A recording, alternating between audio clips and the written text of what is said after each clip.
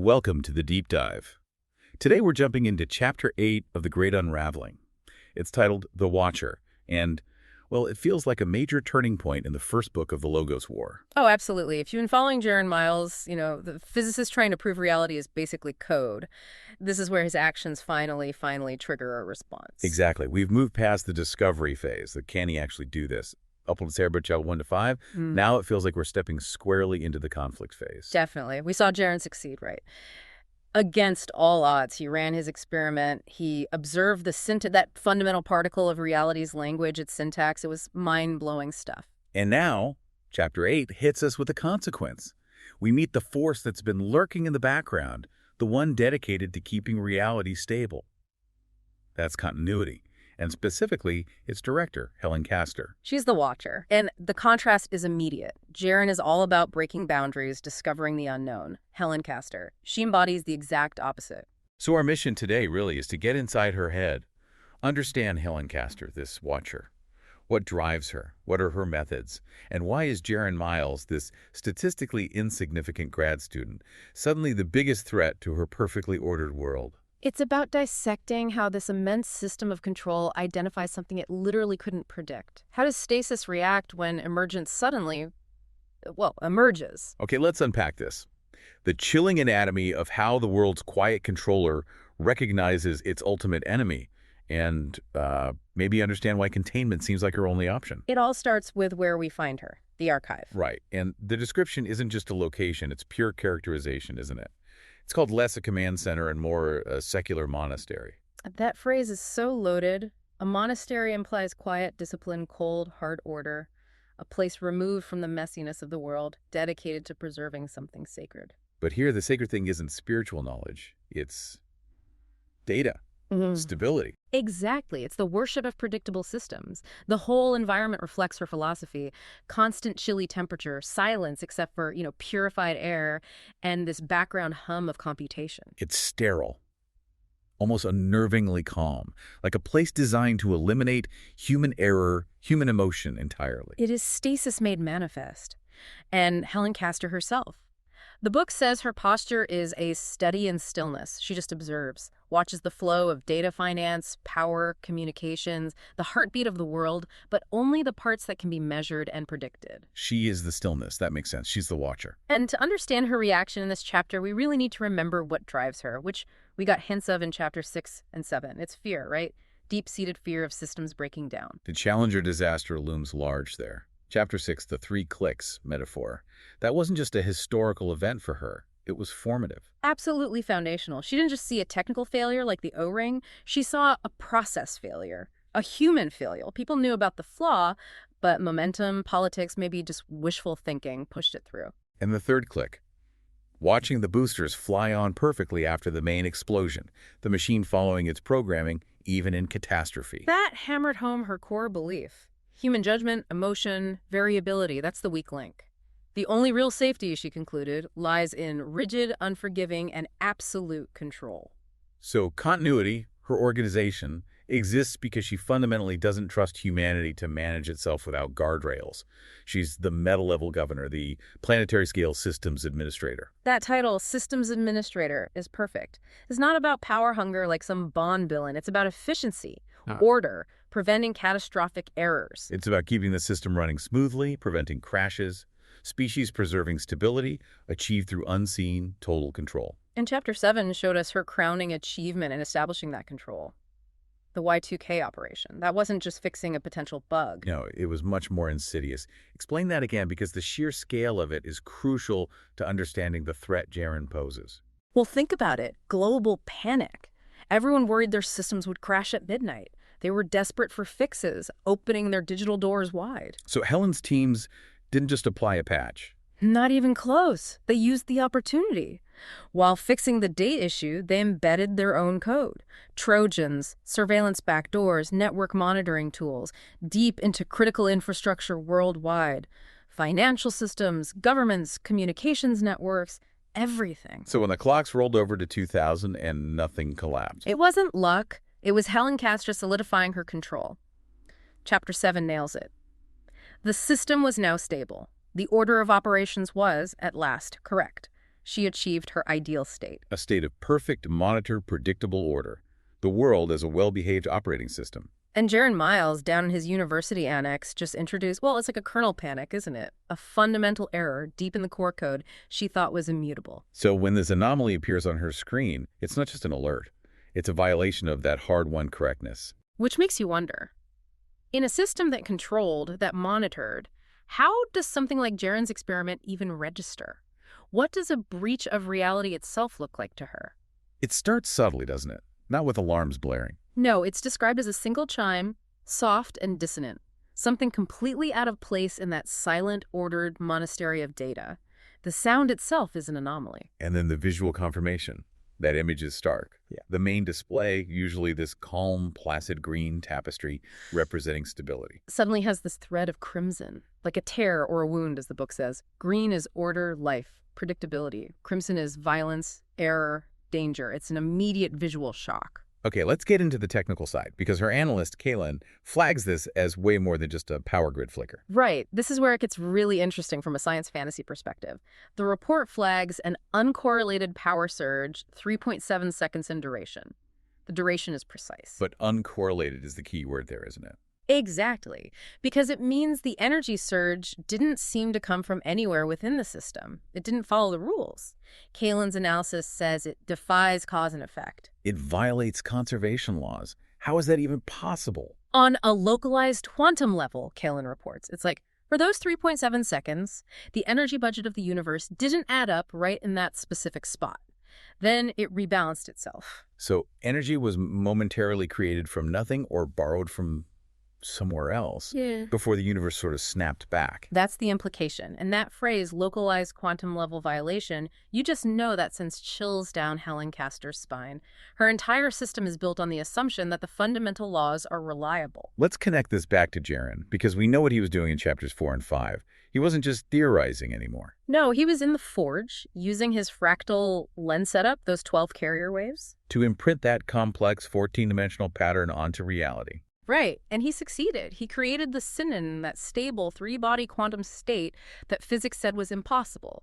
He essentially forced the universe to answer a forbidden question. So this 3.7-second power surge, that's the physical ripple effect, the cost the universe paid for letting Jaron momentarily rewrite a rule. It looks like it. It's the echo of the synon being created, the fold, as Chapter 5 called it. Remember that sine wave appearing on the disconnected oscilloscope in Jaron's lab? This surge is the grid-level version of that echo. It's proof his experiment had real physical consequences beyond his basement. And Kaylin's assessment just nails it, connecting the physics anomaly to the core theme of the book. He calls the signature. A rounding error in the source code of the universe. That line gives me chills. For us, the readers, it confirms everything Jaron believed back in Chapter 1. Reality is code. But for Helen, it confirms her worst nightmare. The code isn't read-only. The fundamental laws she depends on for stability can apparently be edited. Yeah, her first instinct isn't panic. It's process. She thinks, an industrial accident, a lab experiment gone wrong. She's trying to fit it into her known categories of failure, isn't she? Something within the system must have malfunctioned. A human error, a technical glitch she can identify and fix. Exactly. She's still the systems administrator. Her immediate command reflects that. Run a deep diagnostic. I want to know the source of every electron that was drawn from that grid. She's trying to trace the error back to a physical input. Find the faulty component, the tripped circuit breaker. She assumes it's an accident, a contained problem. She has no idea someone just demonstrated the ability to fundamentally alter the operating system itself. Which leads us straight into the next shock for her system. Identifying the source, the impossible variable. The diagnostic completes. The system traces the anomaly back to its origin point. And the name comes up, Mr. Jaron Miles, a graduate student, working in a research annex. And the killer detail. The name meant nothing to her. Think about that. Continuity models everything. Global politics, financial markets, potential threats down to individual actors if they're significant enough. But Jaron Miles, he wasn't on any list. He didn't register. That failure of prediction must be terrifying for her. How could her system miss something this monumental? Kaylin's follow-up seals it. There is no profile. He's statistically insignificant. He was below the threshold. Too poor, too obscure, no influence according to their models. Statistical noise. He operated completely outside her predictive framework. And from that blind spot, he's just caused a fundamental reality fluctuation. This is the moment her philosophical battle becomes concrete. Her life's work, her entire organization, is dedicated to preventing the chaotic, cancerous lure of emergence. She sees emergence as the enemy, unpredictable change that destabilizes everything. And Jaron Miles isn't just a person anymore. He is emergence. He's an emergent property that had slipped through the cracks. Because her system wasn't designed to predict someone finding a loophole in the laws of physics itself, it only modeled known human behaviors and system failures. And we, the readers, know why he's this emergent variable. It's because of what he achieved back in Chapter 5, creating the Synton, proving the laws of physics are more like suggestions. His success isn't a scientific triumph in her eyes, it's a system vulnerability. If reality source code can be edited, then the stable correctness she imposed after Y2K is meaningless. It can be overwritten at any moment by someone like Jaron. Her entire system is predicated on predictability. Jaron is unpredictability incarnate. And notice how she processes this. It snaps right back to her origin trauma, the challenge. The O-ring analogy. That's where her mind goes. Yes. She doesn't see Jaron as a rival scientist or even an enemy agent. She sees him as the fatal flaw. He is the O-ring. It is the Millennium Falcon's faulty hyperdrive. It was chaos made manifest. Wow. So he's not a person to be understood or negotiated with. He's a bug. A critical error that bypassed all the safeguards. Exactly. The small, overlooked thing that brings the whole system crashing down. She learned that lesson hard in 1986. And Jaron, being statistically insignificant, fits that pattern perfectly. He's the danger you didn't see coming because you weren't looking in the right place, or maybe didn't even know that place existed. It confirms her deepest fear. The most dangerous things are the emergent variables you couldn't model. Jaron's science, breaking the known boundaries, is the ultimate example of that. It's terrifyingly powerful precisely because it was unpredictable. So, if he's the O-ring, if he's the critical flaw, what does a systems administrator do when they find a flaw that threatens the entire system? They isolate it, they remove it. Which brings us to the final part of the chapter, the chilling decision: containment and quarantine. The shift in Helen is immediate. The book says the ethical structure she'd built over decades snapped into place. There's no debate, no hand-wringing. It's cold logic activating. The needs of this system, which she equates with the survival of the species, maintaining a stable reality, completely outweigh the rights or discoveries of one single component. And it's crucial, I think, that the author portrays this as not being driven by malice. She's not being evil in her own mind. No, she sees it as responsibility. Profound, species-preserving responsibility, like a doctor quarantining a deadly virus to save the population. Jaron's discovery is that virus. It's the ultimate expression of her stasis philosophy, taken to its logical conclusion. If stability is the highest good, then anything that threatens stability, even potentially revolutionary knowledge, must be neutralized. Discovery itself becomes the danger. Because Jaron proved reality can be edited, and she cannot allow that capability to exist freely. The potential for misuse or just unintended chaotic consequences is too high. The risk is unacceptable. So she sacrifices the individual, the discovery, for the perceived safety of the whole. It's the logic of the ultimate planetary systems administrator finding a piece of rogue code. She turns back to that screen where the crimson thread still pulsed like a wound. The visualization is still there, reminding her of the violation. And then the command comes. Her voice is described as devoid of all emotion, just the flat operational tone of identifying an error and initiating the correction protocol. Contain the source. 3 words. And with that, the war begins. The Logos War. Jaron, the seeker of knowledge, has just become the primary target of the force dedicated to absolute order. Emergence versus stasis. It's a brilliant narrative move in Chapter 8. It takes all the setup, Jaron's science, Helen's backstory and philosophy, and slams them together into immediate high-stakes conflict. The theoretical threat is now a physical manhunt. Absolutely. The intellectual groundwork pays off beautifully here. You understand why she reacts this way, even if it's horrifying.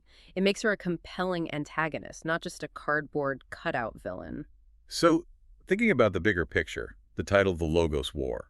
Logos meaning word, reason, the underlying principle or language of the universe. Jaron is the one who just learned how to speak that language, how to use the logos. And Helen Castor is the one trying to enforce the strict grammar, the order of operations on that language to keep it from saying anything unexpected or dangerous. It sets up a conflict that's not just about fighting, but about the very nature of reality. Should reality be allowed to evolve, to be rewritten? Or must it be locked down for safety? It's creation versus stability. Here's where it gets really interesting. What word does the Watcher use to silence the universe's first speaker? Her methods are probably going to be as chillingly efficient as her decision-making. We know her teams are embedded everywhere thanks to Y2K. She has eyes and potentially hands in every system. Containment for her likely means something far more comprehensive and inescapable than just sending police. Jaren has no idea what's coming for him. He just achieved the impossible, and his reward is becoming the #1 enemy of the planet's secret, hyper-efficient guardian. He proved reality is editable, she believes stability is paramount, the clash is inevitable, and the methods she'll use to enforce stability are probably going to be terrifying. Okay, let's leave our listeners with this final thought to mull over. If the universe is a living story whose source code can be edited, as Jaren proved, and Helen believes stability is the only moral good, does that mean the only way to save humanity, in her view, is to permanently stop all new discoveries, to freeze the story forever? It's a chilling question. How far does stasis go to prevent emergence? We'll have to see as Jaren starts running. We'll be tracking that next time. Thanks for tuning in to The Deep Dive.